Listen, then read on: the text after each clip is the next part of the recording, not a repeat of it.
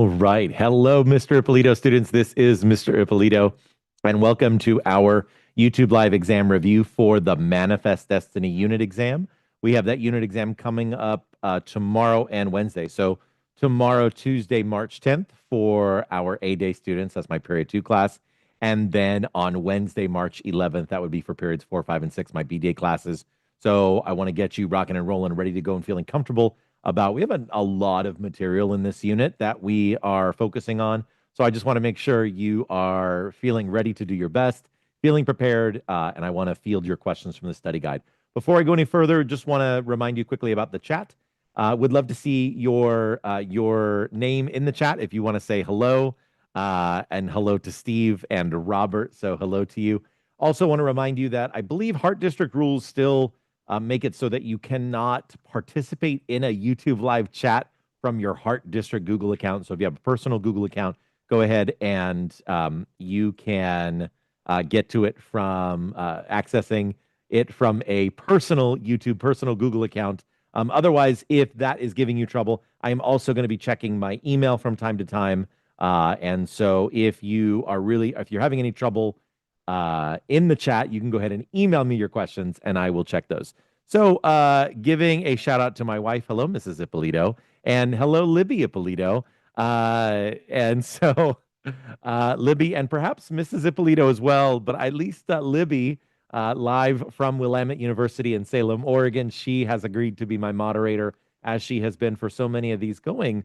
Libby, I feel like it goes all the way back to maybe even when you were in 8th or 9th grade, you were helping me moderate these YouTube lives. So as always, I appreciate the family. So thank you, Mrs. Ippolito, and thank you to Libby for your support on that. Okay, so how I want to do this, again, first and foremost, I would love to respond to your questions. And hello, Finn. Would love to respond first and foremost to your questions, because I want to know what is it that you have the greatest questions on? Like what is uppermost on your mind? So I'm going to go ahead. I'm just going to start by going through the study guide. I'm actually going to, let's see if this will share properly, I think. And Libby, you can let me know, or other folks in the chat, you can let me know if you are seeing this properly. I should be sharing the study guide now, the unit exam, Manifest Destiny unit exam review study guide. Also want to give a shout out to Chloe and Srijita as well. I see that you are also, they messaged me through, thank you. All right, so I think if I'm doing this right, I can go ahead and walk you through this through the study guide on my iPad. Okay, so here's what I'd like to do. Normally what I would do is I would go just from the top of the study guide and go straight down. What I think I would like to do now is I first want to jump to the push-pull factors, and here's why.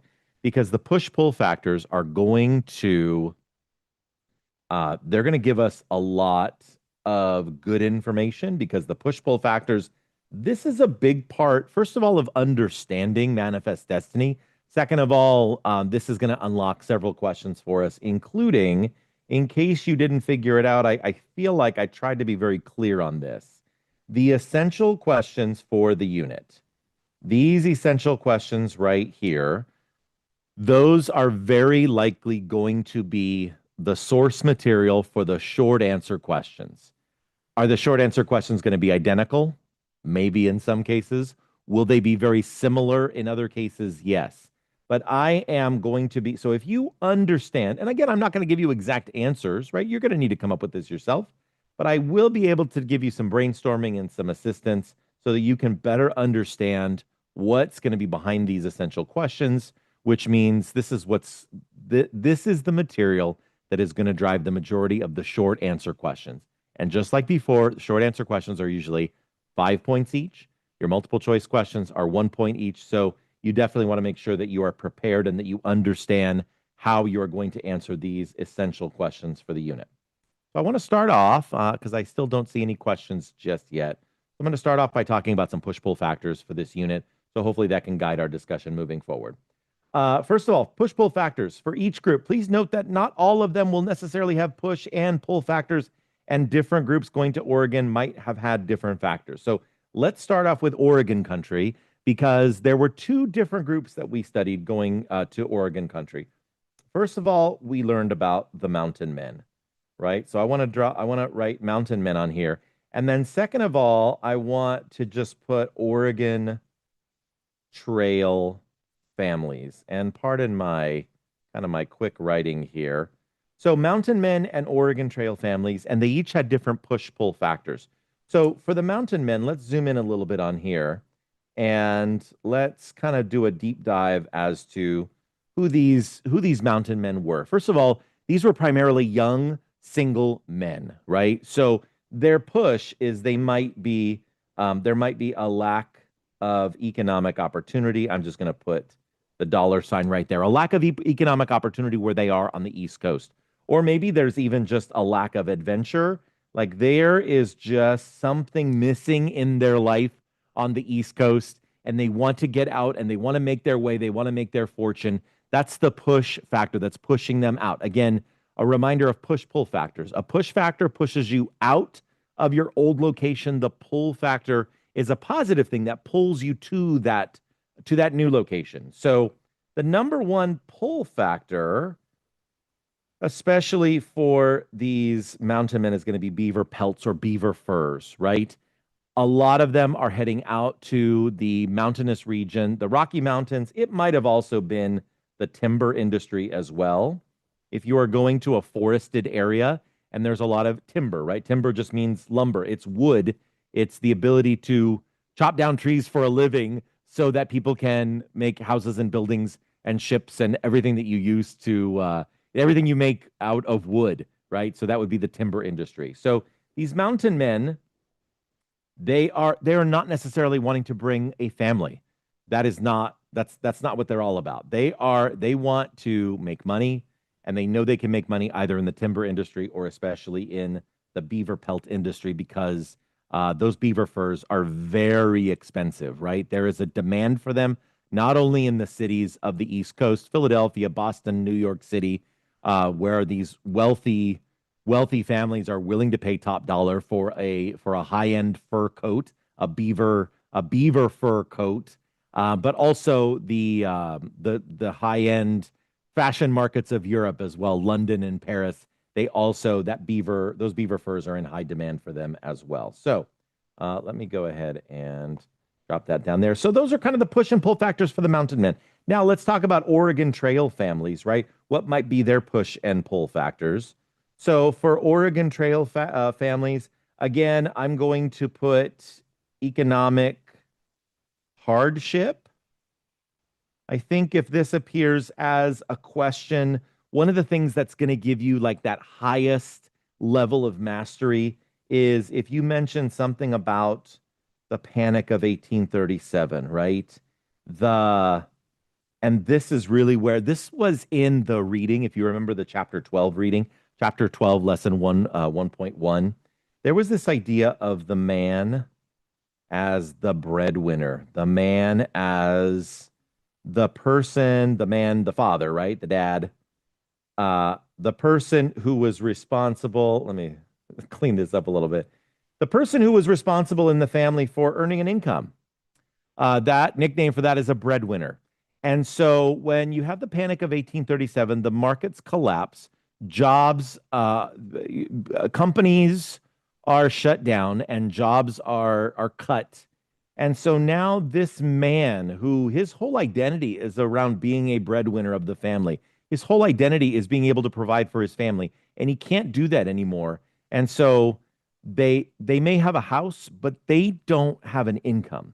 And so if you feel like your back is up against the wall, you have nothing else to do, then maybe the best thing to do is sell your house, move all of your worldly possessions, put them in a covered wagon. I'm not even going to try to draw a covered wagon, but you're going to get into a covered wagon and you're going to head west because the land is either free or very inexpensive, and that we're going to get pull factors now, right? Free or cheap land. Another pull factor is great farming. If you've ever been to Oregon, and my daughter is currently in Oregon, you know it gets a lot of rain up there in Oregon. It is lush, it is green, it is beautiful. It is great for farming. If you've ever had Tillamook cheese, you know that Tillamook cheese and Tillamook ice cream are from Tillamook cows who are very happily living on green pastures up in the Tillamook area of Oregon, right? So there's a lot of really great land for farming. Um, and it's also just, it's a new opportunity. It's a chance to start over. It's a chance to kind of have a new life with your family out in the West. If you recall, the other option was to do something like what William Travis did. We just learned about William Travis because we just watched the movie The Alamo. And so the other option is that uh, the man just decides he's going to leave his family altogether. That's what William Travis did when he headed out to Texas, right? So sometimes these men would just feel like they are so useless. They are so backed into a corner that all they can do is abandon their families, abandon their wife and children, and move out west. So these Oregon Trail families, obviously, if they're doing it as a family, they're trying to stick together, they're trying to make it work. Those are some of the push-pull factors for the Oregon Trail families. And of course, if you have any questions, please feel free, throw it in the chat. And very happy to have all of you who are either watching live or who are who will be watching the recording later on. Okay, I'm going to go ahead and keep on going, and let's talk about the Mormon Trail right now. Mormon Trail, there was only one group along the Mormon Trail. That's the Church of Jesus Christ of Latter-day Saints, also known as the Mormon Church, so-called, given that nickname because they followed the Book of Mormon. Probably good at this point to pause and let you know, in case you're wondering, like, Mr. Ippolito, where did we even learn about this? This was in the reading we did towards the end of the unit, Gold Rush Missions, Mormons, Women. You either did the reading or you might have done the Ed puzzle, but we did learn about the Church of Jesus Christ of Latter-day Saints, the Mormons, who traveled along the Mormon Trail. In case you're wondering, when did we ever learn that? That's when we learned that. So let's talk a little about the Mormon Trail and the Church of Jesus Christ of Latter-day Saints. They started out in, well, let's talk briefly about Joseph Smith. Joseph Smith, according to Mormon belief, Joseph Smith gets a visit from the angel Moroni. And the angel Moroni says, reveals, and again, please, I am not an expert in Mormon faith. So Latter-day Saints, please feel free to correct me in the chat if I'm wrong, but this is my understanding of the historical context. Joseph Smith gets a message from the angel Moroni, according to Mormon belief. These are golden plates. This is the New Testament of Jesus Christ. Of course, Christians believe in the Old Testament and the New Testament, and now this is the Newest Testament, according to the Church of Jesus Christ of Latter-day Saints, the Mormon Church. This is the Book of Mormon, and that's how you get where you get the Mormon Church from, right? So Joseph Smith receives this revelation, and he builds a church around these beliefs, around the Book of Mormon. Now, sometimes throughout history, you learn in 7th grade history, there was conflict between Protestants and Catholics, right? There's a conflict over how do you properly and appropriately interpret the Word of God when different people are like, oh, God told me this. Well, God said this to me. So people interpret biblical inspiration differently, and this is the same with the Church of Jesus Christ of Latter-day Saints. One of their things that they read in Scripture is this commandment from God to go forth and multiply, right? Go forth and multiply. And if you are a brand new faith, then one of the things you need to do to grow your faith, to go forth and multiply, is you got to make some babies. And so one of the ways they thought, well, we can do this more efficiently if we take on more than one wife. Now, to be clear, the Church of Jesus Christ of Latter-day Saints, which still exists today, they don't engage in this practice anymore. But back then, they thought, and Joseph Smith engaged in this practice, and Brigham Young, the man who will succeed Joseph Smith as the president of the church, they engaged in this practice of plural marriage, or more than one wife, or polygamy, right? And so this was one of the biggest practices that kind of rubbed other Christians the wrong way. You cannot have more than one wife. That is not appropriate. Christians do not do that. Well, these Christians did, and they had other beliefs as well that kind of rubbed other Christians the wrong way. So Joseph Smith is in New York. He flees New York. Eventually, he and his followers go to Nauvoo, Illinois, and they are trying to practice their religion in peace in Nauvoo, Illinois. Eventually, Joseph Smith is murdered. And it's become pretty clear to the Church of Jesus Christ of Latter-day Saints, the Mormon Church, that they are no longer safe if they are going to remain in a populated area like Nauvoo, Illinois. So the push is ultimately going to be, and let's just put this in a different color. The push is violence, and the push is persecution, right? They were getting picked on, and they just want here. And I'm going to go ahead and use my little iPad fanciness to move this over. There we go. Right on. Look at that. Um, Violence and persecution. At the end of the day, those are the two push factors for the Church of Jesus Christ of Latter-day Saints, the Mormon Church. So what is the pull factor? Well, eventually they're going to move out to a place that is unpopulated, right? Unpopulated desert.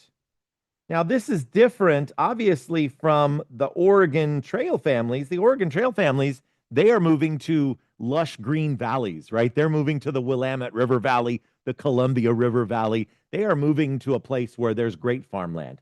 The Mormons, Church of Jesus Christ of Latter-day Saints, they are moving to unpopulated desert, right? They are moving to the valley of the Great Salt Lake.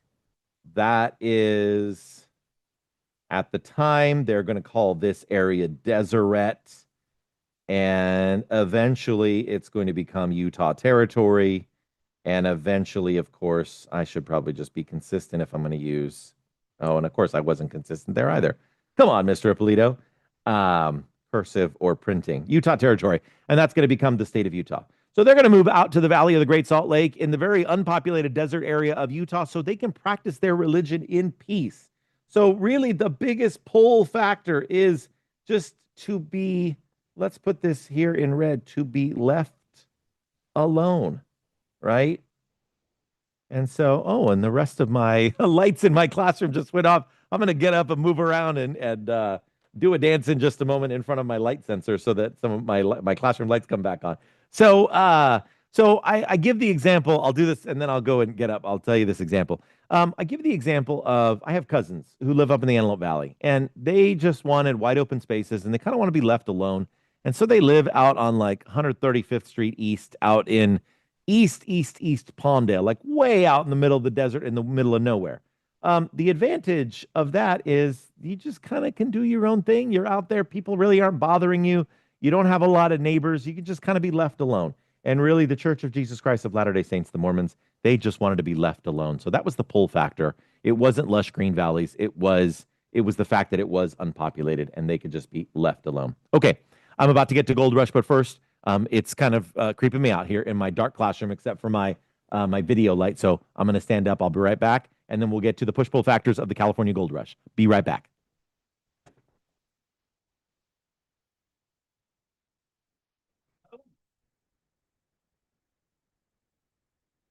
Okay. Mr. Ippolito is back. Is it fine if I take my notes on Google Docs?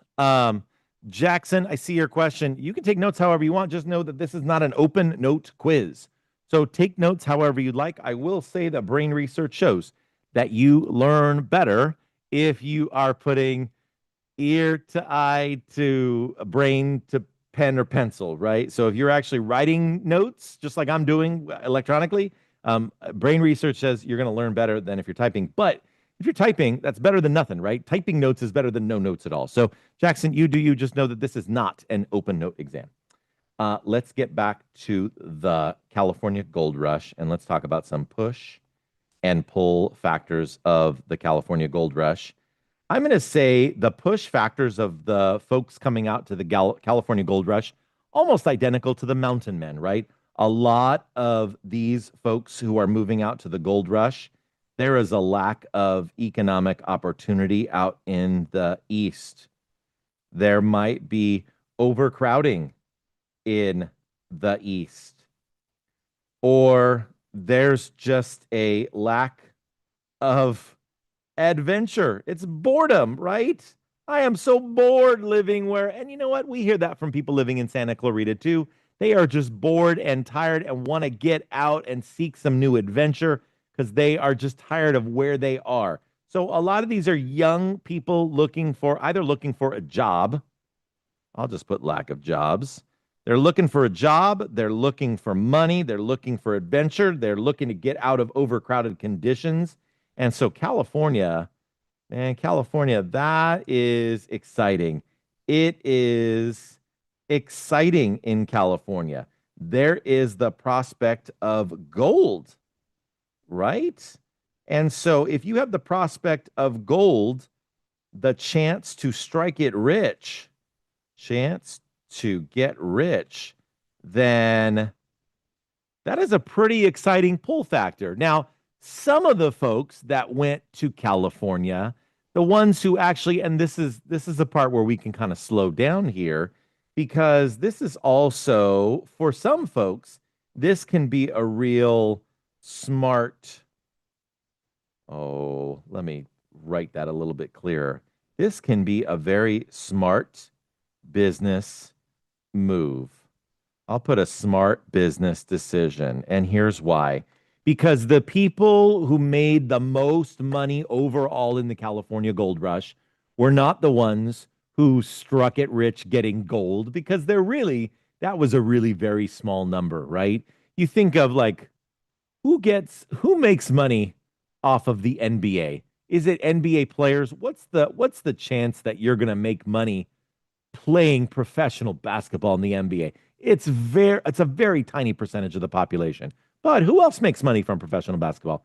The people who work the arenas, the people who sell concessions, who sell hot dogs, who sell merchandise, who like there are a lot of other people making money. People who StubHub, right? The people who buy and sell or resell tickets, who are reselling merchandise, who are reselling shoes, right? Sneakerheads who are selling shoes, reselling shoes that have the names of professional basketball players on them. There are a lot of other people making a lot of money off the NBA, but very few of them are actually players making millions and millions of dollars in the NBA. It's kind of like the gold rush, right? The gold rush, the people who got like alarmingly rich from gold, very, very small percentage. The most people who made the most money consistently were the people who went out to sell shovels, to sell pickaxes, to sell food, to provide laundry services. So the people who made money, they made money on goods and services. I'm going to put that in here as well. I'm just going to put goods and services. Those were the people who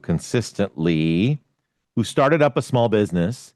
They were the ones who consistently sold blue jeans, right? They were the ones who consistently made more money in the gold rush than all these people who were ever trying to find gold. Okay. And then finally, Ken, let's talk for a moment about California missions, and let's talk about the push-pull factors of the California missions. Again, in case you're wondering, Mr. Ippolito, where was this information? This was also in Gold Rush Missions, Mormons and Women. Push factor is, I mean, let's face it, and we need to talk about the missionaries for a moment. If you are a missionary, you are looking for converts. And I want to take this back to Oregon in just a moment. We're going to talk about that in just a moment. You're a missionary looking for converts. So your push factor, if you're ever a missionary, right? And it can be in any church. In this case, it just so happens to be for the missions, California missions. It was the Roman Catholic Church, right? This is the Catholic Church in Spain. This is the Catholic Church in Mexico. You look around, and all around you are people who are your same religion, right? You're a Catholic, you're a Catholic, you're a Catholic. Okay. So the push factor is they're looking for converts, and everywhere you look, it's people who have the same religion as you. So your push factor is you got to go out. You have to leave your community, your city, your region, your country, and you have to go find a new place where there are people who aren't yet your religion, who you think, yeah, I can convert them to my religion. So the pull factor for any kind of missionary, particularly these California missionaries, right? Of the California missions would be Native Americans. Native Americans to convert. And I would also say another pull factor to California would be an opportunity at this time in the 1700s, an opportunity to strengthen the Spanish influence, right? Because along with these missions are going to come military outposts. If you've ever been to San Francisco, there's the Presidio up in San Francisco. there's other evidence of Spanish military outposts all up and down the state of California. But it's your opportunity to strengthen Spanish influence, and I would say to support Spanish immigration, right? People moving from Spain to the New World, to California, although that really, honestly, that didn't happen very much. But at the time, at the height of Spain's power in North America, the late 1500s, the 1600s, and then into the early 1700s, like it was looking like Spain was going to be a dominant power in the Americas. And you still see that legacy. You still see, I mean, you look at all of the countries that speak Spanish in the Americas, and you see where that influence is in Colombia and Venezuela and Mexico and Costa Rica and most of the countries that were mentioned by Bad Bunny in his Super Bowl halftime show. That is the legacy of Spain's influence in the Americas. And Spain did have a good degree of influence right here in North America. However, Mexico would revolt in 1821 and declare their independence. And then the United States would have a war with Mexico from 1846 to 1848. And so Spain, and then, of course, in the early to mid 1800s, all of these countries, inspired in part by the American Revolution, all of these other countries, Argentina, Colombia, Bolivia, Uruguay, Paraguay, all of these countries, Mexico as well, would be declaring their independence from Spain. So long term, did Spanish influence last? Yes and no. Does Spain control any of the land in North or South America today? No. Is the Spanish cultural influence still there? Yes. Is the majority of Central and South America do they still practice, are they part of the Catholic Church? Yes. Does a large portion of the Americas speak Spanish? Yes. So Spain got their wish partially. Spain doesn't have any more political control over the Americas, but they definitely have cultural influence. Okay. I'm going to pause. Libby, I'm just kind of checking in with everybody here. And I don't think that we have any questions at this time. I don't see any questions in my email. I don't see any questions in the chat. So I think we're doing okay so far.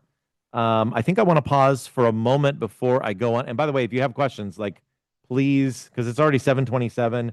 I intentionally started first with push-pull factors because I knew that was important.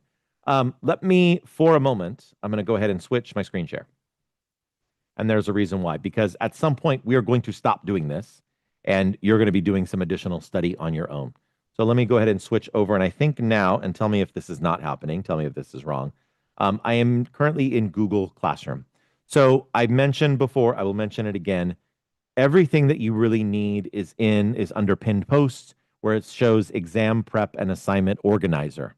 And so if you are here, and you'll notice let's just click on view material. I want to, for everybody watching, I want to encourage you to do at least one thing before you take this test. Can you please, you go here, or you can visit formative.com. If you click here, this might make me log in. I don't know if I'm already logged in, but this is the practice. These are the map practice questions. Some of these map practice questions are going to be, there it is. Oh, and I'm even showing you answers. Preview as a student. Some of these map practice questions are identical to the same questions that you're going to see on the real exam, which means it makes sense for you to take some time to do this right. Click on the map where you can find Rio Norte Junior High School. I kind of start off with a softball question, right? You click, okay, I think it's there. You click there, and then you move on to the next question. Next question. Click on the map where you can find the Register of the Desert. This is I almost always put this question on the test. I'm probably going to put it on here too. The Register of the Desert, if you recall, this is also known as Independence Rock. So we were either going to call it Independence Rock or Register of the Desert on the exam. This was on the Oregon Trail. If you recall, the Oregon Trail started in Missouri. It would cut through Kansas and Nebraska and Wyoming and Idaho, and then end in Oregon City over here. just not quite to the coast, but close in what is today Oregon. So, where is the register of the desert? Well, it's got to be either here, here, here, or here. It's somewhere along this path here. The register of the desert is boom, it's right there in Wyoming. That was the, because there's desert out there in Wyoming. That is Independence Rock. If you recall, that was where the families would scratch their names into the rock. And we call it Independence Rock because if you did it right, you're timing it right. So that is about halfway along your journey, and you're going to start in April, mid to late April. You're going to end in maybe late September. You want to try to get into Oregon before the snowfall, get over the Cascade Mountains before the snowfall. So right in the middle here, you're going to try to hit Independence Rock by July 4th. Anyway, I am going to encourage you to practice with the map practice questions. You can find those under Exam Prep and Assignment Organizer, and you can log in. I will tell you this, once your exam begins, that is going to be closed. You will no longer be able to access the practice questions because some of them may be identical to the real questions. So just be prepared on the day of the exam. Those questions may be closed and you may no longer have access to them. Okay, I did get a question from email. How many short answers are in the test? I think that is a great question. And so that is a good time for us to go back here. I have not finalized the test. However, I can tell you this because we have, my pencil here turned off. All right. So it's divided up into 3 sections. We have, you know what? Let's start off. Your first thing is going to be multiple choice. And then we're going to have map questions. And then we're going to call these free response. Short answer, free response. It's the same thing, right? So the question is, how many short answer or free response questions? I am going to tell you, I have not made a final decision. I know I need to make a final decision by tomorrow morning because I'm giving my period 2 class, the test tomorrow morning. I'm going to say 3 to 5 short answer, free response questions, somewhere in that region. Map, I would look for about 10 questions, about 10 map questions, right? Approximately, maybe 8 to 10. 8 to 10 map questions. And then multiple choice. Again, I haven't made a final decision, but we're looking at 20 to 25 questions. But again, those are all multiple choice, right? So 20 to 25, 8 to 10, and then 3 to 5 on the free response. I have told you, we're like the rigor, the level of challenge is moving up a little bit because we are getting closer to high school. As we get closer to high school, things are going to get a little bit more challenging. But you can do this. You can do difficult things. You can do challenging things. I believe in you. I believe you can do this. So, Partif, thank you for asking that question because I knew other people had that question on their minds and you were the one to actually ask it. So, Partif, well done. Thank you. Okay. Next thing I wanted to mention after the push-pull factors is now we can just kind of go up to the top. I want to talk about westward expansion and visuals. We talked about the westward expansion map, and I can't tell you the questions that are going to be on the map questions. I can't tell you those questions. However, I can encourage you, please do the practice questions. At least some of those end up in the real thing. Also, just think of everything that we have learned about.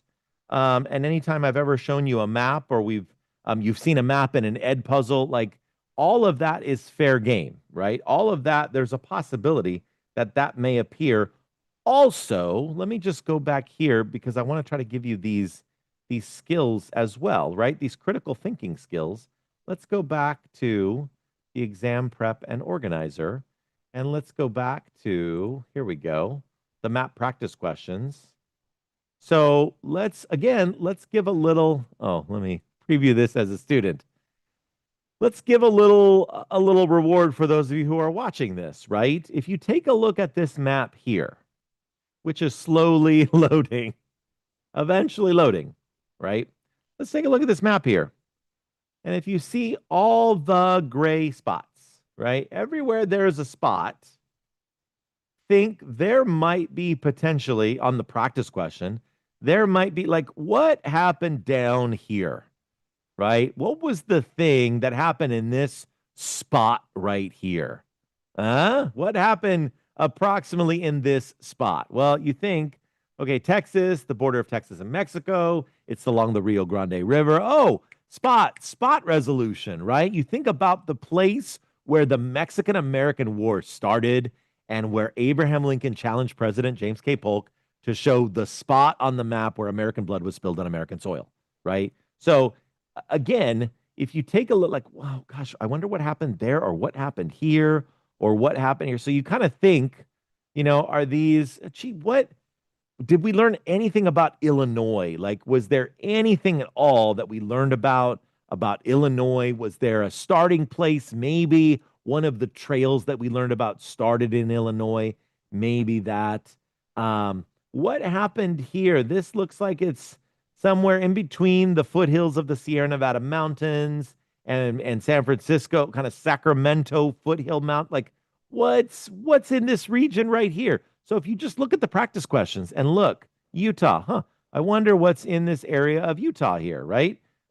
Look at the different spots, and perhaps there might be something significant that happened in that spot. What happened right here in Western Missouri, right? So that may be a little bit of a clue as to when you're studying. Again, I'm trying not to give away answers, but I'm definitely trying to help you kind of be smart about your study, right? Okay, going back to Air Server. And Libby, let me know if if I'm missing anything. And oh, Libby, I shall do my best to give you a shout out and show you at the end here. Okay.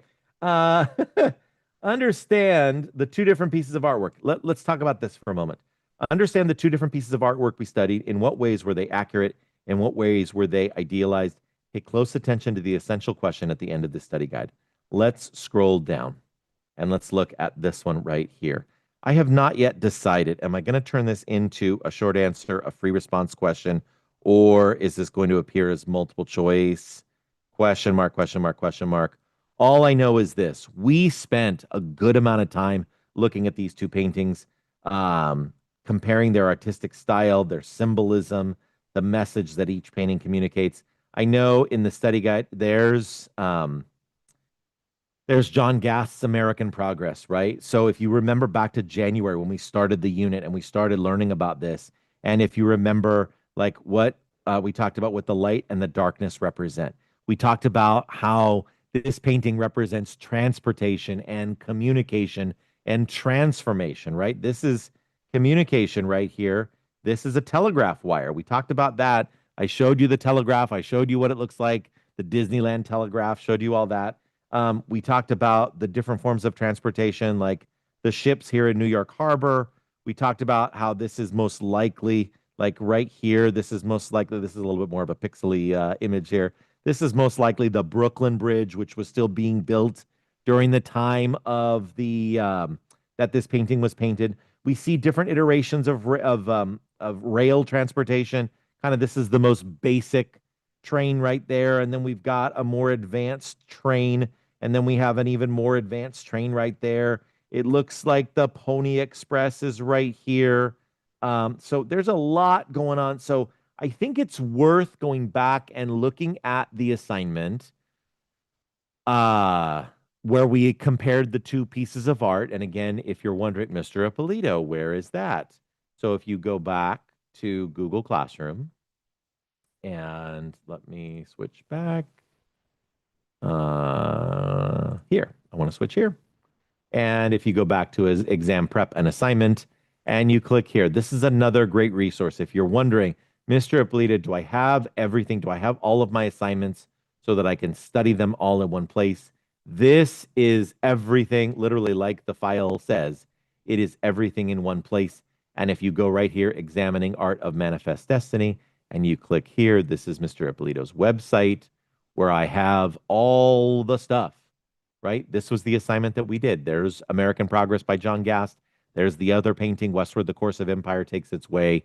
And so what a great resource right there. And again, that's under exam prep and assignment organizer, and it's right here. It's all the stuff from the entire unit.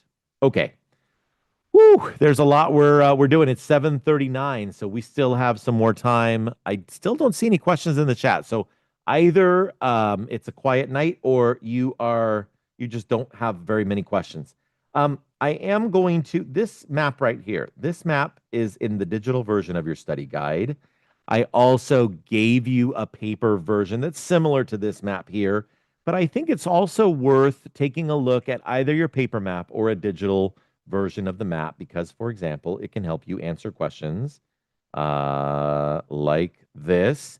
Which 5 states were carved out of Oregon country, right? So, Mr. Ippolito, I don't know. And Mr. Ippolito, I can't tell which states these are right here. Well, maybe not from that map there, but from the other map that I gave you, you should be able to tell, right? For example, this is Washington. You know what I'm going to do is I'm going to use this here instead. This is Washington. This is Oregon. This is Idaho, ID for Idaho. There's a part, it's not the whole thing, but this is Montana. Montana is MT.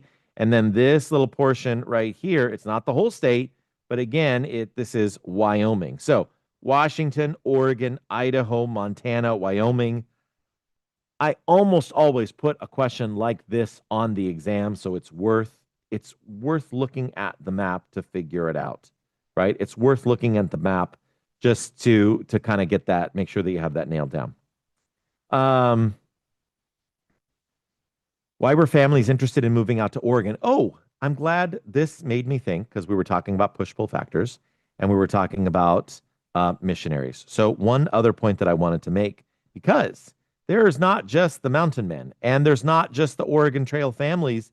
There is a third group that is traveling to Oregon country, and that third group is missionaries. All sorts of folks traveling to Oregon in the 1830s and 1840s. Another shout out to my daughter, Liliana, Libby Ippolito, who is at Willamette University, founded in 1842, if I'm correct. Libby, 1842, right? Willamette University. Um, and and my daughter says there is a question. I'm going to get to that question in just a moment. So missionaries, the push and pull factors for missionaries are going to be very similar to the California missions, right?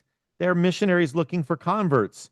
If you are a Protestant missionary living in, I can't even remember where the Whitmans were from, Marcus and Narcissa Whitman. Maybe they're from New York or Ohio. But again, if you look all around, Marcus and Narcissa Whitman are wherever they are in the East, Ohio or Illinois or New York or Pennsylvania. I don't even remember where they're from, but they look around and all around they see Christians, right? It's Christians everywhere because Christianity is the majority religion, certainly in the 1830s and 1840s, majority religion of the United States as it is today. And so you look around and there are no more. It's the same thing, right? They're looking. It's the same thing as the California missions. They're missionaries looking for converts. You look all around, and everybody's already a Christian. So where do you have left to go? Native Americans, right?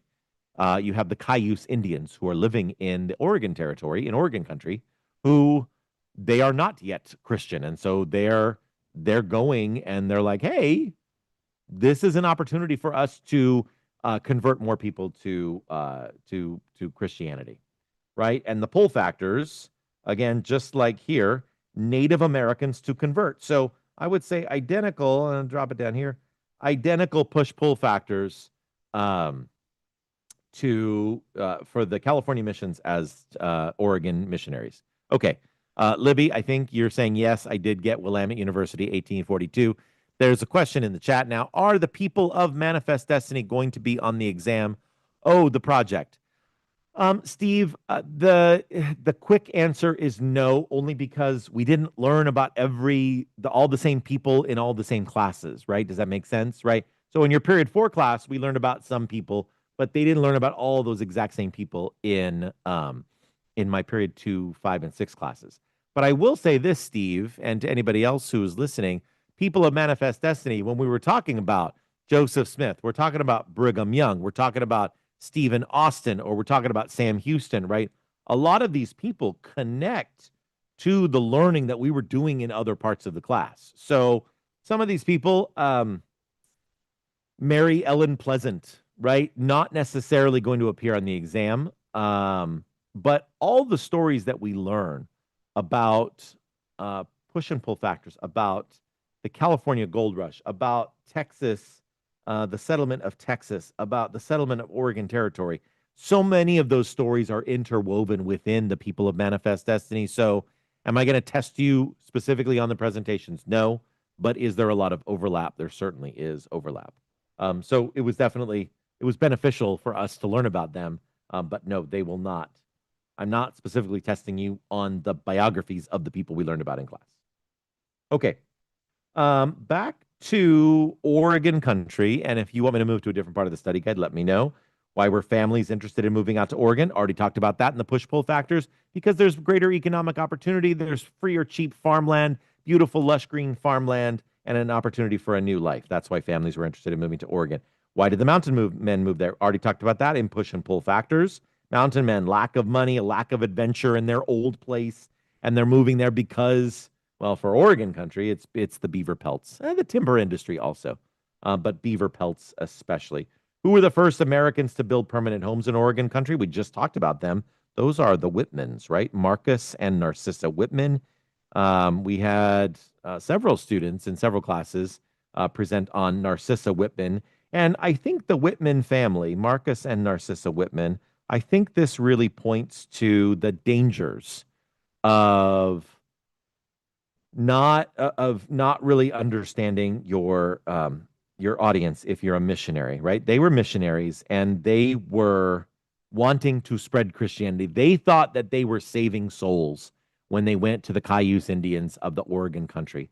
The problem is, instead of saving souls, I got to turn those lights back on now. Instead of saving souls, they were killing Native Americans with disease unknowingly, right? They weren't doing it on purpose. They were trying to spread Christianity, but by being in contact and giving them blankets and giving them clothing, they were inadvertently killing them with smallpox and measles, and so the Native Americans were trying to communicate like, we don't want you here. Your presence before you came, we were fine, and after you came, you and your fellow missionaries, we started experiencing disease and death. So please leave us alone.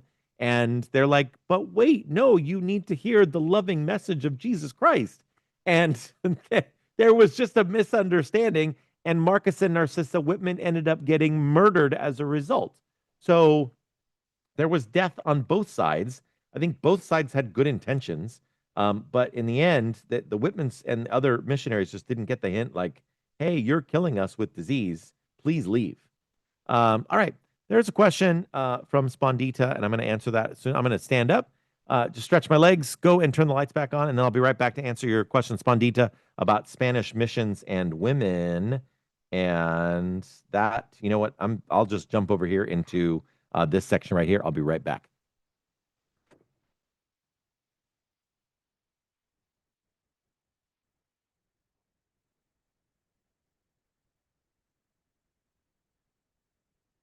Okay. And you know what? We have 12 minutes left. So there's no way I'm going to get through all of this. I will recommend, I know it was 20 minutes, and I know your time is valuable. However, if you're like, Mr. Ippolito, I don't want to do the reading. I don't want to do the Gold Rush Missions Mormons reading. Well, then I would strongly encourage you to watch, even if you don't, listen, even if you don't do the Ed puzzle, which was optional, right? Gold Rush Missions Mormons Women was optional. Just watch my video if you don't want to do the questions. I think the questions are going to help you because the questions in the Ed puzzle point to like, here's the important stuff. But you specifically want to know about Spanish missions and women. So I'm going to start off with number 6. What were the purpose of the Spanish missions and how did they function as places of encounter? So the Spanish missions were places primarily where the Catholic Spanish friars, right? The monks of I think it's the Franciscan order, maybe the Dominican order, or maybe a mix of both. Spanish priests came to convert Native Americans with the purpose, like I mentioned previously in the pull factors here, right? They came to convert Native Americans. to strengthen Spanish influence and to support Spanish immigration, which ultimately was not really going to happen in the big numbers they thought. Much of the, I would say, much of the population, and I could be off on this, but I think much of the population of the Spanish speaking countries of the Americas today, I think are, what is the mix? What is the ratio? I would be curious now. What is the ratio of European ancestry to native ancestry? Um, Perhaps Spanish immigration was that happened in to some degree. Um, yeah, I'm going to say to some degree. I think that was a function as well. How do they function as places of encounter? Places of encounter are places where cultures, languages, foods, and other goods are exchanged. So, places of encounter, this is a term that I think you may have used in seventh grade history. A place of encounter is, it's like a crossroads. It's where people of different cultures, languages, beliefs, civilizations, where they kind of come together at sort of like a crossroads, a place for them to encounter each other. Spanish missions, not only were they like churches, right, but they were also farms, and they had places where you could stay if you were a traveler. So they kind of had this function as sort of like a hotel or a motel. They had this function of they owned huge tracts of land, and so there would be massive like farmlands. There would be both.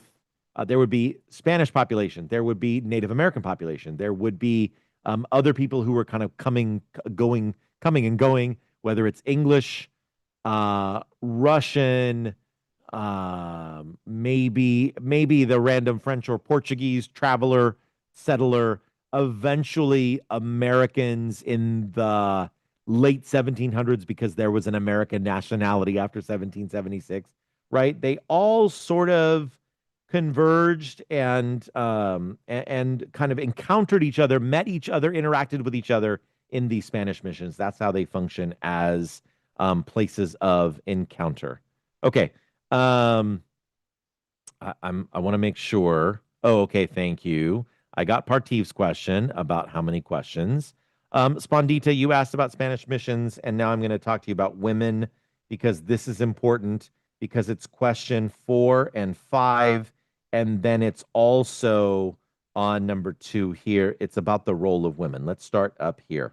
Why was life especially challenging for pioneer women? I think we can answer both 4 and 5 with kind of the same answer.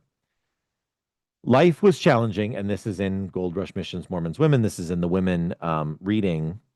Life is especially challenging for women because they have to kind of do both, what we consider both traditional gender roles. Not only do they need to care for the children, and you would have several children because there's a lot of disease and death, particularly on the frontier. And so you are going to, as a family, you're going to try to get pregnant as many times as possible because you might have 6 or 7 or 8 or 9 or 10 or more children, and not all of them are going to survive to adulthood. I'll give you an example. Abraham Lincoln and his wife, Mary Todd, who were raising their family in the 1840s, 1850s, 1860s, 1850s and 1860s, they had 4 boys. Of those 4 boys, only one, Robert Todd Lincoln, lives beyond their teenage years. One dies at like 3 months, one dies at 11, one dies at 19, right? So out of the 4 boys, only one makes it to age 20 and beyond, like to become like a full-fledged adult, right? The other 3 die young. And so this is very common. And Abraham Lincoln had money, right? He was a lawyer. He was later a politician and was involved in government. He was in the Illinois legislature. Like, that dude had money to afford healthcare, as good as healthcare was at the time. And there was still disease and death within his own family. And so you can imagine on the frontier where they have a much lower standard of care, right? A lower access, more limited access to doctors and to medicine at this time. And so pioneer women needed to be mom, cook, nurse, doctor, caregiver, was responsible. Women in the 1800s would have been responsible for like the religion and the spiritual needs of a family as well. So if the family is going to participate in church, it's mom who's going to take them to church, right? It's mom who's going to educate the children if there's no school out on the frontier. But also mom, also the wife and mother is, in addition to having to do all of those traditional woman mom gender roles, is also having to wield a weapon, is having to, when if the father husband, if he is out on a 3-day trek to go get supplies or to go on in a hunting party or doing something else, like he's gone for days and days at a time. So you have wolves, bears, coyotes, rattlesnakes, all of these other things. And so the women have to, bandits, marauders, anybody who might come to the house. There's no ring doorbell at this time, right? There's no, you can't just like call the police, hey, there's a strange guy outside my house, right? Back then, there's a strange guy at my house. That's not a phone call. That's you get the shotgun and you defend your family. That's what women had to do. And so so women not only are having to defend the home when their husband, the father isn't home, the guy, the man of the house. Not only are they having to do all of the traditional female gender roles, but they're also, because there's often a shortage of labor, right? You can't just hire, we're very fortunate we hire gardeners to take care of our backyard. Our homeowners association has the gardeners to take care of the front yard. There's no gardener. You are your own gardener. And so if you have a garden, right? If you have, you're trying to grow potatoes, you're trying to grow carrots, you're trying to grow onions, you're trying to grow food, you're trying to take care of livestock, that is also often placed on women as well to take care of the farm, the food, the raising of the crops, the caring for the livestock. Like there was a lot that women took on in the West, especially these pioneer women. And so when we get to this question, the United States ratified the 19th Amendment, granting all women the right to vote in 1920. However, Wyoming gave women the right to vote back in 1869, over 50 years before women in places like New York, Massachusetts, Pennsylvania. Why did women in Western states gain the right to vote decades before women in Eastern states? First of all, because I think some of the prejudices of the East, some of the old ways of thinking of the East, were not a part of the culture of the West.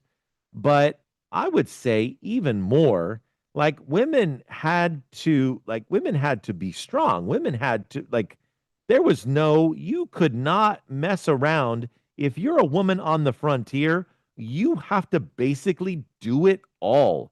You are responsible for potentially all the things. And so when women have to do all of these things that I just mentioned, that I just gave you that laundry list of, women in the frontier, they proved themselves.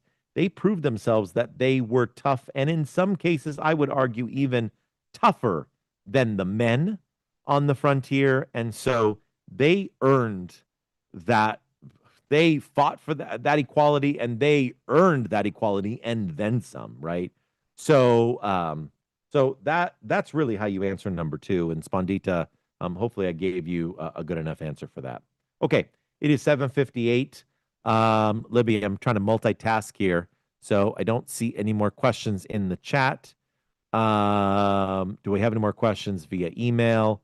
I'm just trying to make sure that I got everything before we move on and before I kind of wrap things up here. Okay. I don't see any other questions popping up, and so let me just go ahead and kind of just quickly do kind of give you some last minute advice, since we're bringing this plane in for a landing here, metaphorically speaking. The visuals. I think let's choose a different color here. I think you need to make sure you know your visuals, like I've already shared, right? Already have mentioned that. You need to know, in addition to the map, you need to know the paintings as well. We've already talked about that. The paintings, I don't know if that's going to appear in the form of multiple choice or if it's going to be a short answer. But please just know those two paintings, please. Okay. Next up, there we go. Oregon country. Again, any of these questions here, any of the questions on Oregon country, if we didn't get a chance to get to them and you don't know, that's part of the reason why I created that the Notebook LM for you, right? Because the Notebook LM is going to give you solid, solid resources and solid help. And can I just, for a moment, I do want to share.